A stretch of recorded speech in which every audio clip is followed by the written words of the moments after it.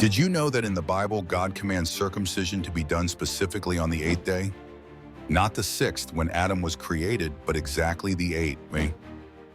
Stick around because this one detail reveals something powerful about divine timing. If you're into biblical insights with real-world relevance, make sure to hit that subscribe button and ring the bell so you never miss a video. In Genesis 17, God establishes his covenant with Abraham, and he says, "Every male among you shall be circumcised on the 8th day." That's very specific. Now think about the rhythm. God has already set in. Genesis creation takes 7 days, 6 to work, 1 to rest. That's the complete cycle of the natural world. Time, seasons, order, all wrapped in that number 7. But circumcision happens on day 8. Why? Because the 8th day represents something beyond creation. It's not just about being born into the world, it's about being set apart for God.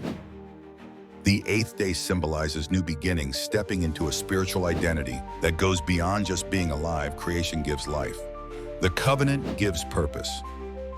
God finishes his work in 7 days, but he begins something new with the 8th. Circumcision marks that new beginning, a life not just created, but consecrated. So what does this mean for us today?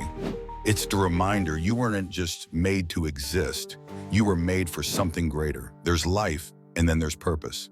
God calls us to go beyond the natural. He draws us to go into the spiritual, to live not just as part of creation, but as part of his covenant.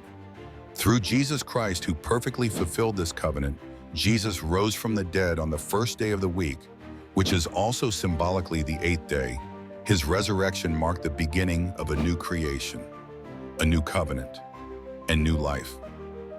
If this gave you something to think about, hit that like button and share it with someone who loves exploring the layers of Scripture.